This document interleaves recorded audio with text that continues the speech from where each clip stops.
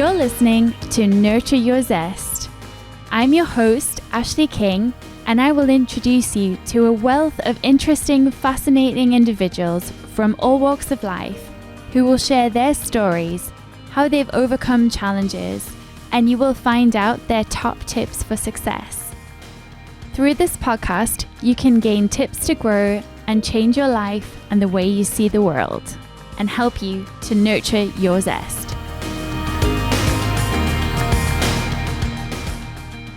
Hello and welcome to Nurture Your Zest. I'm delighted to be in a new space today because I've been invited to the lovely Kathryn's home. So Kathryn's her Sunday name, we'll hear more in a moment. But Kathryn Paylor-Bent is an amazing adaptive fashion designer. She has many different skills that she uses for good. And I'm really excited to be invited to her home and able to have this chat. So thank you so much for inviting me to this beautiful space. Thank you very much for inviting me on your podcast, and welcome to Seated Towers. And Seated Towers is super cute because I'm at Flamingo Heights and you're at Seated Towers, and that is just a match made in heaven. Exactly. Meant to be. It is. So tell us, do you prefer Kathryn or do you prefer Kat? What would you like? Well, Kathryn is my Sunday name, and that's what I get when I'm in trouble. So I go by Kat normally. Well, we go with Kat. I mean, Mischief's my middle name, so I like the Kat. We'll keep the Sunday names for when we need to, put those hats on.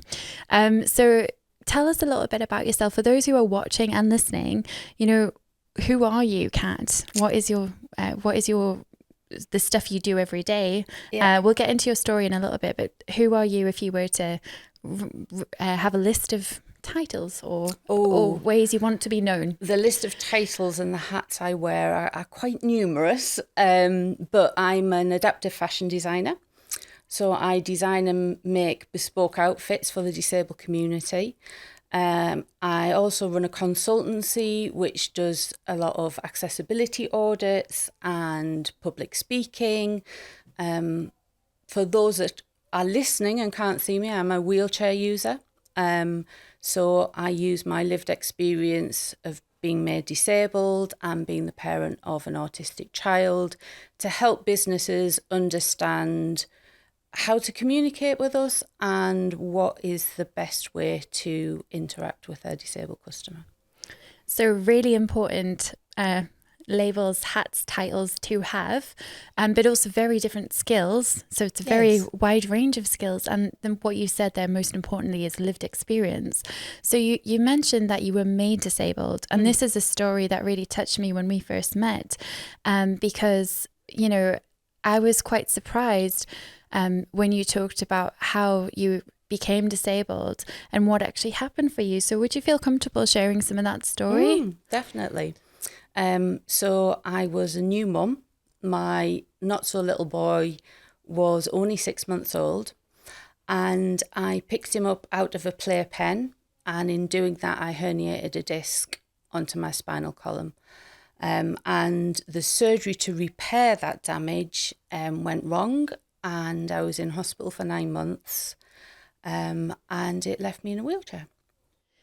I mean, I'm just processing what you're saying, and I've heard this story before, and I'm not yet a mom. I would love to have that opportunity, but to have the excitement of being a new mother and also the stress and all those other things that come with it. But, the caregiving responsibilities that come with that, all of those things that, in your mind when you're going to become a mom and you dream of it, you don't dream that in 6 months' time, you're going to find yourself disabled and away from your child for 9 months and not having that bond that you were looking forward to with your new baby. So how was that experience for you? I mean, how did you cope with how did you feel at the time? It was extremely traumatic. I think because I'd worked in nursing before, I used to work on the wards as a care assistant. So I understood the journey, but being on the other side of the uniform, I don't like. I much prefer to be caring for people than being cared for. I was really fortunate because my parents moved in with my husband. So Tom was looked after and was fine, and they brought him to visit me every single day. But bonding and trying to process what was going on with my body and missing all of his firsts, I don't think it hits you till later on. So the first time I knew he was walking, my mum brought him around the corner and just let go of his hand, and he sort of walked towards me, and that broke my heart. Because they are the things that as a mum I should have been doing. And it was lovely to see, but at the same time, it hurt so much. And even now when friends have babies and they start to toddle, I just get that flashback to, I miss my baby doing that. So it's still there in the back of my mind, but yeah, you get through it. You have to. And also the fact that it was such a forced circumstance that you weren't expecting. So I'm curious, do you feel resentment about the hospital, your operation going wrong? I mean, is that something you ever reflect on and think, gosh, if they got it right, it could have been totally different, or maybe do you ever think, well, if I bent down a different way, or if something, do you have a lot of what ifs? I did have a lot of what ifs. And they went on for a long time, because with spinal injury and the type of nerve damage I've got, it repairs so slowly. So the goalposts were always being changed. So it's like, well, give it to 18 months, it might repair. And that didn't happen. Well, give it to 3 years. And then give it to 7 years. After 7 years, if you've got no function back, you won't. And so you're always holding on, but at the back of your mind, you've got no function, so it's probably not coming back. And we got to 7 years, and they're like, okay, you've hit 7 years now. And you go through the trauma of all of that loss all over again, because suddenly this is forever, and I've got to live with it. And so 7 years was a really difficult period.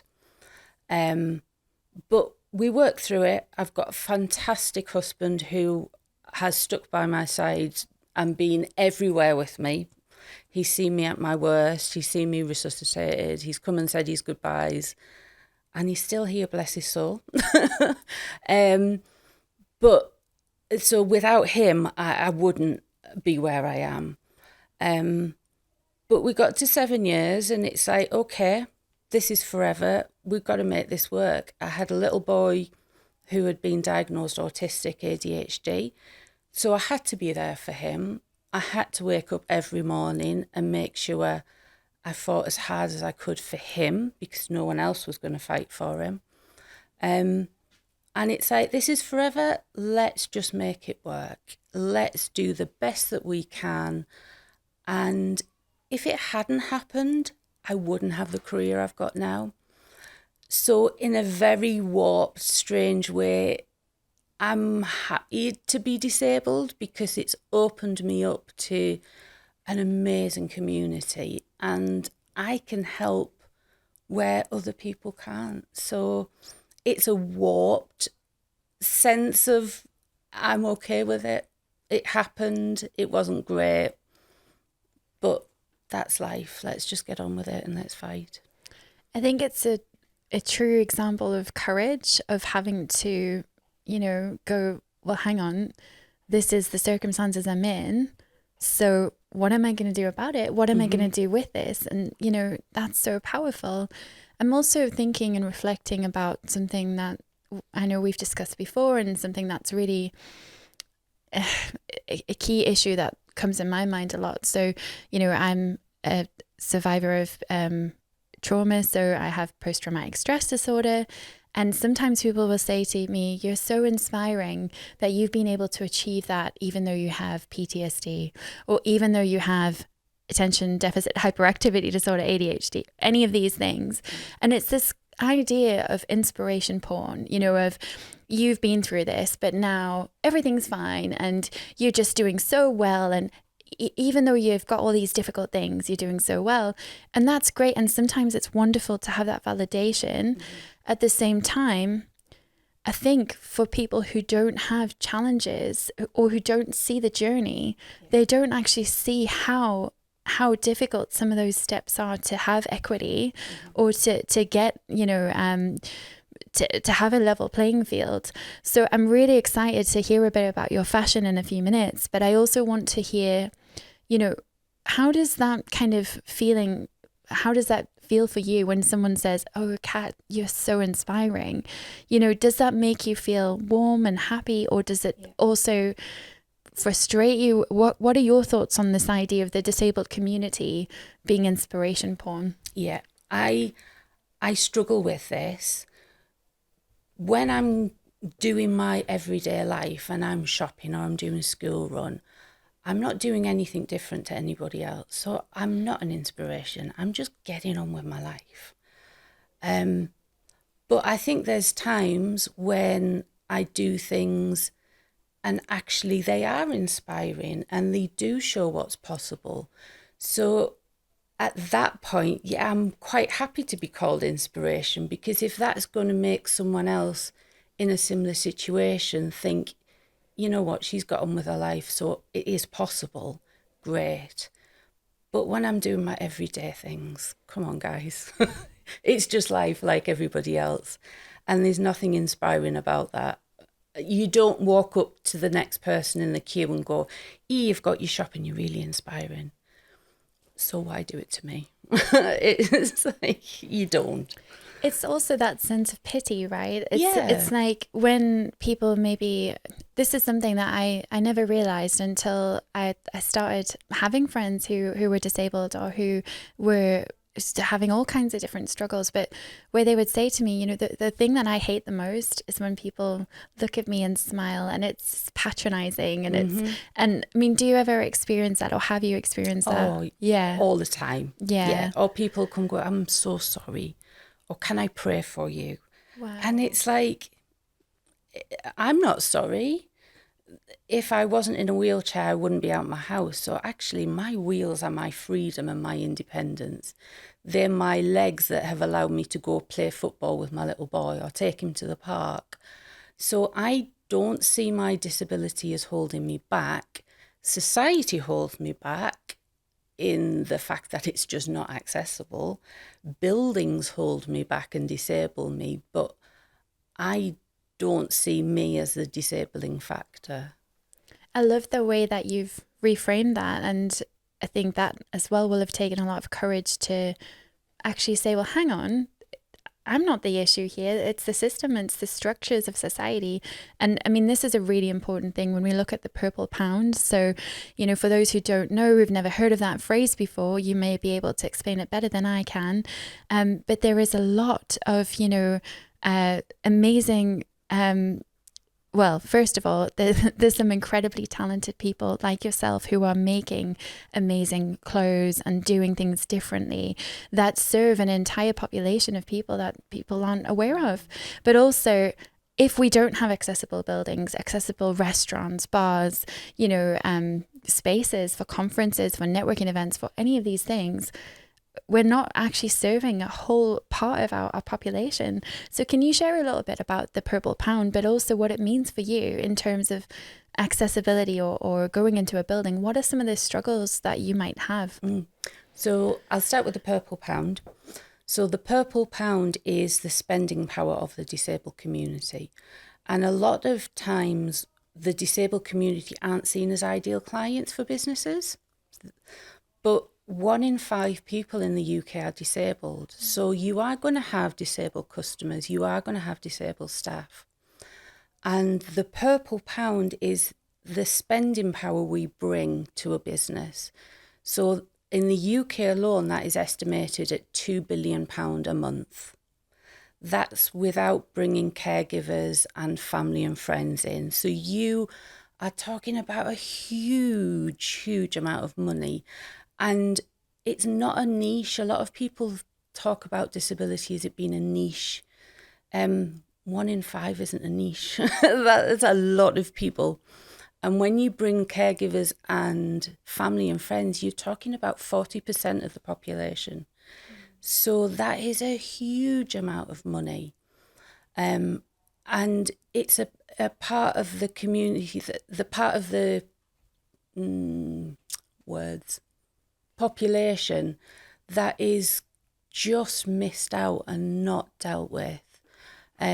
So I'm really passionate about helping businesses understand that it's out there, and I don't know many businesses that wouldn't like a cut of £2 billion a month. It's a sizable chunk of money. So that is why I'm passionate, to help people understand that it's out there. And once you make your business accessible, we will shout about it, because there's so few businesses that are accessible, or buildings. As soon as we find one, we want to tell everybody about it, because it's like, hey, look, this is great.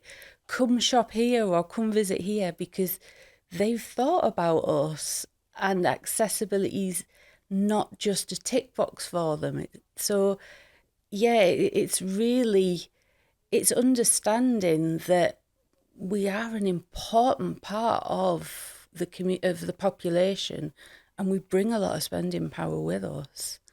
And from a networking point of view, I'm a bit naughty, really.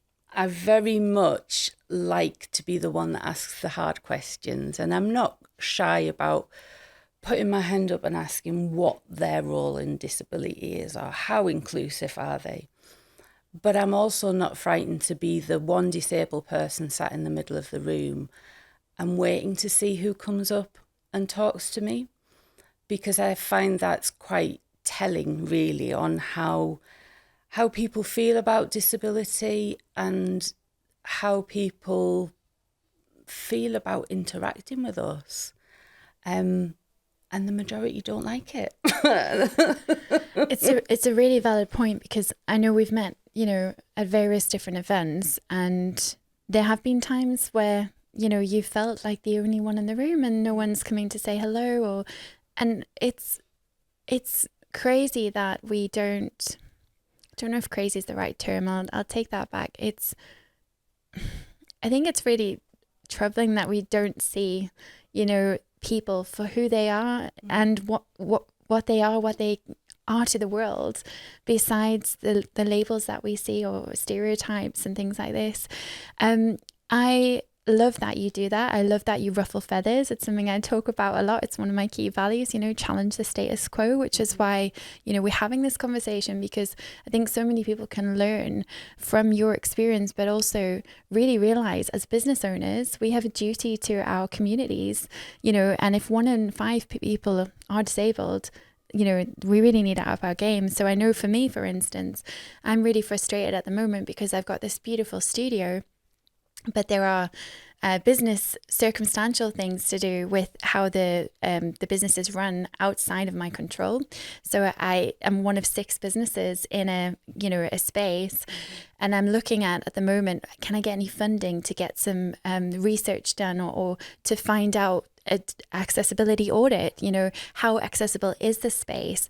And it's something that I know we're not, and it's really, really frustrating.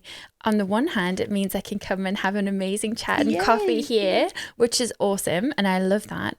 But on another hand, we should be able to have, when we have events, we should be able to have guests, from all walks of life, and that's really important. So it's something I'm looking at myself as a business owner, but it also, I don't like ticking boxes. So what I have done is, in the past, I would have said, I try to be inclusive, and I try to do this, and I try to do that. And I've sat and reflected on that a lot over the last few years, because I've thought, well, hang on, you're not inclusive from an accessibility point of view. Yes, you have a lift, but how does someone get into the building, And yes, you have a disabled toilet, but it's not actually accessible. You'd have to have someone to open the door for someone and then wait outside, and that's a bit weird, isn't it? And it's these things which are at the moment outside of my control, but I'm doing what I can to fix. But I've also been thinking about things like faith. If we say we're inclusive, well, then if we just do events with alcohol, that's not very inclusive. So it's actually looking at it from quite a broad focus, but also thinking about the fact of what is a tick box and what's not. Yeah. And on this note around funding and things like this, I would say that there is actually there's not as much investment in making things accessible as there should be. So you look at, I know, for instance, I have ADHD, 3-year waiting lists for people to get diagnosed. You know, that's an incredible amount of time. You have people who are 60 years old who would really benefit from taking medication.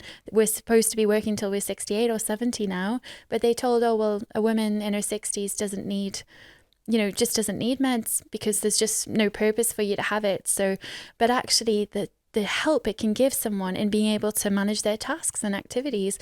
My business has turned around since I was able to access ADHD support and medication. Mm-hmm. So my question here is, you're as a accessibility and disability advisor and a consultant, you're actually in a very unique position because you not only have lived experience of a physical disability, but you also have lived experience of supporting, a child and being a parent mm-hmm. to a child who has neurological differences. So my question here is, from your perspective and, with what you've gone through with Tom, and you're welcome to share any of your journey with that, but how accessible has it been? How easy has it been to get support for yourselves as a family? It hasn't. And you've got to fight. And one thing that frustrates me more than anything is it's the most vulnerable in society that are fighting the hardest to get the support. You mentioned the waiting list is very similar for children.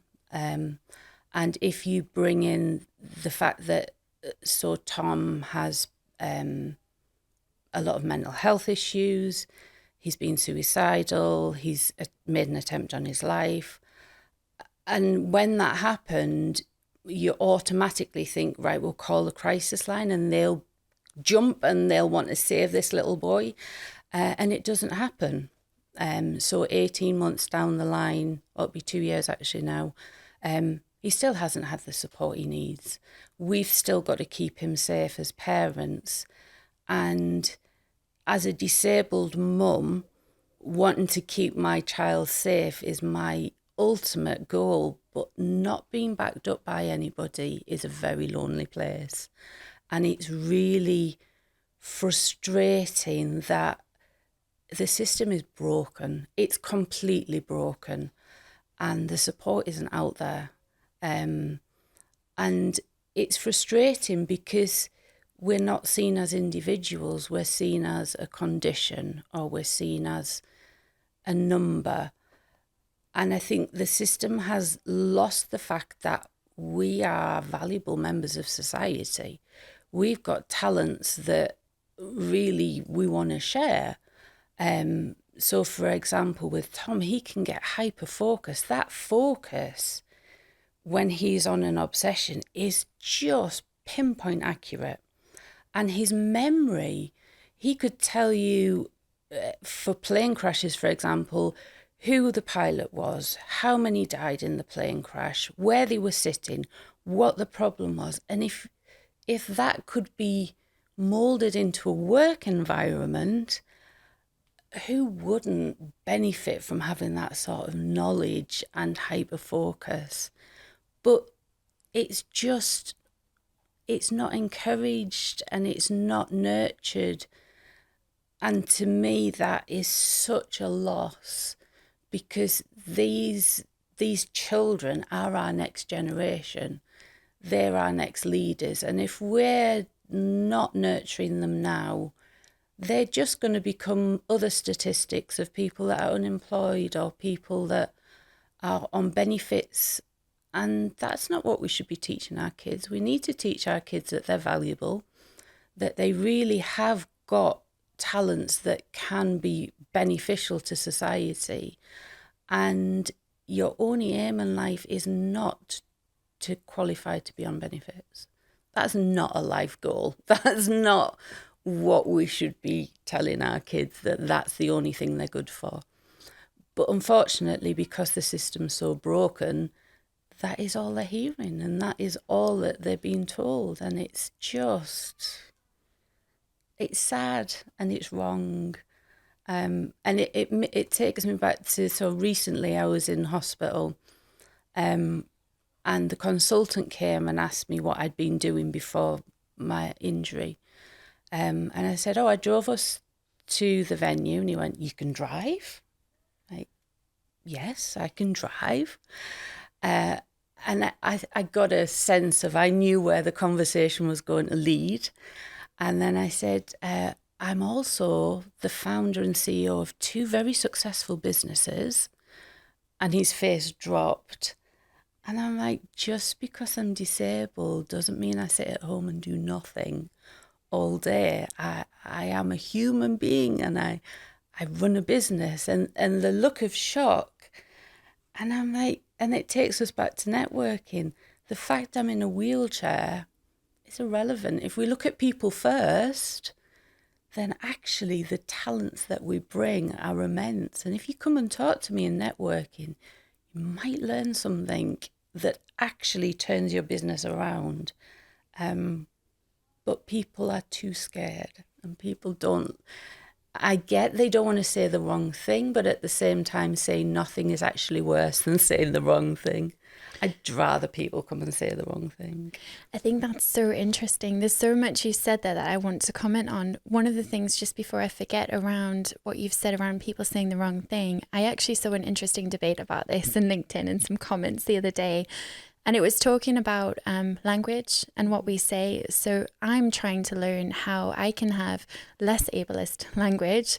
In fact, I've done it in this episode and I didn't even realize. So I said, something was crazy. But actually, that's something I'm trying to rethink about how I use that word or that phrase. We say things are crazy busy, they so mental, and we have words in our language and in our vocabulary that we use, but we don't think about the way they could make someone feel. Mm-hmm.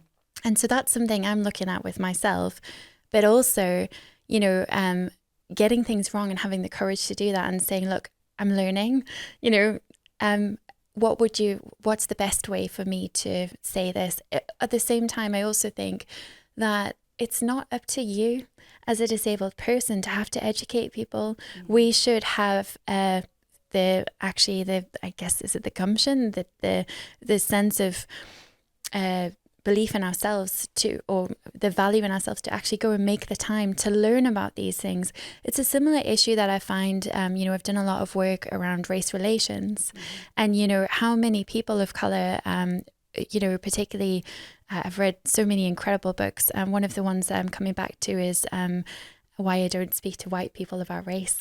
And that book is really valuable for anyone who hasn't read it. But in that book, it talks about how, the language we use and the things we say, the microaggressions, tiny little things. And so if you think about Tom and the example you gave, what amazing gifts he has around problem solving, puzzles, seeing patterns, being able to remember complex information and very detailed information. So in an organization, the analytical skills, the data science, but it's about giving people the opportunity to do those things. And it's also, I think we need to reframe the word lazy. That was a big word I heard growing up in school, if you just applied yourself, but I was bored out of my mind, because I wasn't getting to the answers the same way as everyone else. So I wouldn't get the marks, but my answers were right. Yes. So it's just a different way of thinking. Mm-hmm. And I think if we have support structures and systems in place, this can make such a big difference. But I'd like to ask you as well, so as a disabled mum, as someone who has got lots of hats to wear, you've got 2 successful businesses, you've just been in hospital, but your businesses are running. What are your support structures around you? What do you do to kind of make your life easier? And, are there any things in your family or for Tom that you do that are different that anyone listening could learn from? Well, so from a physical point of view, I've got PAs. So they help with my day-to-day running of my life, with all sorts of things. And I have those, they're in every day, and I've got night cover as well. So without my girls, I'd be helpless. And some of my girls I've had for 13 years, so they're not workers anymore. I don't employ them, they're just great mates. And they know how we tick and they know how we do things, and they're in the house. I don't have to think about them because, they're just part of the family. I've also got, so Katie that you've met today, she helps with some of my sewing. So we've been in hospital recently. I lost the use of my right arm, which means I haven't even tried sewing yet. But sewing and driving is out at the moment. But I can give her projects because she's able to pick that up for me. And without the help of my family and friends, I doubt we could be anywhere near here. So my husband, Nathan, he works really hard at working full-time in data science and data protection, but he also looks after Tom and I. So he's number one carer, along with Shadow Dog, who is Tom's autism assistance dog. So we have a network that we can pull together and call on and is available to us. But when I am in hospital, and I'm quite fortunate, so this last hospital visit, it had been 13 months since I had been in hospital. Previously, I was in every 4 to 6 weeks with infections, so trying to run a business was really difficult. But I had my phone with me. I always take my Chromebook, and it's not unusual for me to do meetings from my hospital bed or answer emails, and just try and keep things ticking over. So yeah, I think it's an art running a business being disabled, and I think we bring so much learning, resilience, empathy, perseverance. There's so many qualities that as disabled entrepreneurs we bring to the game, and we have to see life in a different light. We have to, it's like, do you think outside the box? I don't even have a box. So, it's like... There's no roof on your box. Yeah, exactly. What box? So we just think about life differently, and we have to go from there.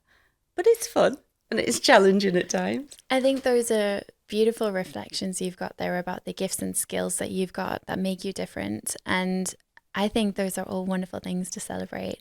I love that you've got a support system around you, and that is so valuable. And it also reminds us, regardless of how individual circumstances around ability or not, the people around us, our relationships really matter. Something I'm remembering, because I've just been working so hard at the moment, I've really not made time for my friends or family or for me, because if we're not at our best in ourselves, how can we give to others and do our best work? So it's a really valuable reminder for me and for anyone listening. The value of your support network is really so special, but at the same time also what you give to others, as in you've got friends who are gifting you that time, and I know that you do so much for others too, and you've got such a big heart. So it is a reciprocal thing, it's and that's something that I think as you see this a lot in business, and you might see that at those networking events sometimes, where you do just get people who come up and throw business cards in your face, and you're like, well, hang on, you haven't even taken a minute to hear anything about me. You don't know what I could add value to, or, it's that time to nurture relationships. So, and also I know that we didn't mention it, but you've got some very snazzy technology hacks. So you use Alexa, Echo Dot. You're an Amazon Home, is that right to say? Yep. Yeah. So what kind of things does that help you with? Oh, loads. So my husband's a bit of a tech geek, and when we adapted this house, it was to be a smart home. He used to work for British Gas, so he trialled a lot with Hive and smart home technology. So Alexa, we didn't realise how much it sort of ruled our life till you go on holiday and you can't ask her questions, or you can't turn the light off. So she's talking in the background, actually, because I mentioned her name. Of course. But she, so she's in every room, and she turns lights on and off for us. She controls our central heating. We've got a little pond. She controls that. So we've tried to take touch points out. we've tried to make the house as accessible as possible. But at the same time, she is a massive help for Tom. So if Tom has a question, he just asks her, and he's getting the information in seconds. And he's learnt so much from Alexa. Jokes are terrible, mind. I just have to add that. Well, my jokes are rubbish. My favourite question for her is, "Are you spying on me?" Yeah, that's exactly. a good one. Cool. Yeah. Well, I think that's really, really helpful to know. I've never invested or explored into that yet, but I have wondered about it because in the ADHD community, it's talked about all the time to help with memory and reminders and all that kind of thing. So I think tech can really help us, but at the same time, we also need to make tech inclusive.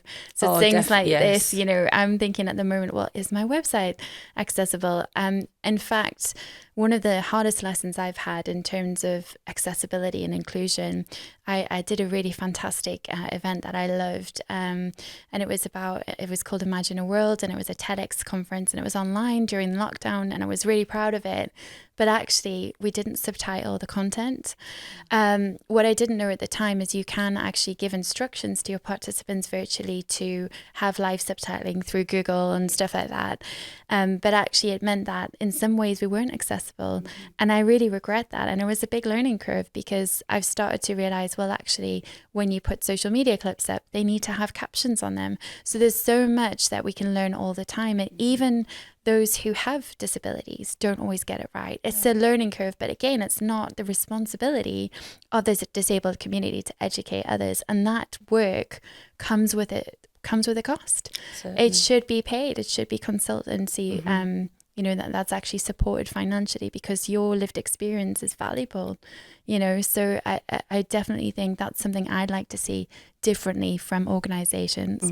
I'd like to ask before we sort of wrap up, is there anything that you would love to get off your chest or off your heart about accessibility, about disability or work that you think could be different? I think when people see disabled people in work, a lot of the times their head goes, oh, it's charity. They're doing it because it makes them feel good, or you get invited to do things because you'll get a bit of exposure. But unfortunately, my mortgage company doesn't pay my mortgage with exposure or love or feel good. They only take cash. Or prayers and hopes and well wishes and good vibrations. All those things are very sweet, but they don't pay the mortgage. No. Yeah. And if we're coming to you with a proposal, we expect that we will be getting paid for the work that we do. And that's a huge issue is getting people to understand we don't do this for the good of our health. We are employed in exactly the same way and we expect payment in exactly the same way. And our lived experience has been hard fought. It's not something that we have, well, me personally, I didn't go to university to learn this. I didn't go to college to know what it was like to be disabled. I've had to live this, and it's had a cost and it's had a trauma. But what we have learned from that process is priceless, and we want to share it with you. And I think it's really important that if you are looking at inclusion and accessibility, you do it with a disability consultant, because it's not something you can read a book about. It's not something that you can learn. It's something that comes with time and experience. So I was on a webinar yesterday and they said, what's your advice? And I said, employ us. Please come and employ us. Come and ask the question. And you mentioned earlier about accessibility in your website and things. No one yet has got it perfect. We cannot be accessible and inclusive to everybody, because there's always going to be the people that you forget. That's life. But what we've got to try and do, we've got to start. Please just start to be accessible and inclusive. Please show us that It's not a tick box exercise. It's not a hashtag for 2022. It's something that you're going to live by and breathe by, and make sure that you are trying to be as inclusive to the majority. And we will thank you forever, because even big business isn't trying to be accessible and inclusive. You see and this, it's just start. You see this with the climate, conferences where, the accessibility routes weren't even available, for ministers who needed them, to be there. And this is crazy that in governance we're still messing up in that way. And it goes to show as well how often so many groups of marginalized communities are afterthought, at the end of the day. So one thing I didn't ask was about your fashion and the stuff you do. So you've actually been at, London Fashion Week and all over. So could you share a bit about seated sewing, but also what kind of fashion people in a wheelchair might need that might be different, or the types of work you do for, the disabled community? Yeah, so seated sewing came up. I've always had a passion for sewing. My grandma was a seamstress, so she taught us. There was always a machine on her dining room table. But when I became disabled and a wheelchair user, there are no clothes for us. The assumption is we don't work, or that we stay in bed. So if you want pajamas and joggy bottoms, you're fine. They're covered. If you want to be medicalised or look like you're in a nursing home, no offence to old people, but I'm young and I don't want to look like my grandma. So there was nothing out there. So I started making my own clothes again. I pattern hack, which is taken normal standard clothes and I'd alter them to make them suitable. And then as people saw what I was doing and heard more about it, it sort of grew legs. So now I make bespoke outfits for the disabled community. So people that are missing limbs, people of short stature, and it's all made to measure. And the joy to see someone put an outfit on that is actually made for them, it brings tears to your eyes, because these people can't go and buy from the high street. And fashion is so important. What we wear affects our emotions and our disposition so much more than people understand and recognise. So if we're uncomfortable in our clothes, we're uncomfortable in our body, that is going to reflect in what we do in our day and how we present ourselves. And fashion is so important. So I'm fighting very hard and being very vocal that we need fashion on the high street that's suitable for disabled people, so adaptive fashion. And yeah, I have got a line that I'm working on, collaborating with Isaac Harvey, who I think you know from LinkedIn, and a couple of other designers. And next February, we hope to have a runway of adaptive fashion, which we are hoping is going to change the narrative. We are hoping that it's going to be the big bang that the fashion industry needs to understand that we need disabled models. In the media, you only see disability 0.6% of the time. So if we don't see ourselves in the media, where do we fit in society? And we're going to show them that different bodies can wear the same outfit and can look cool and feel great.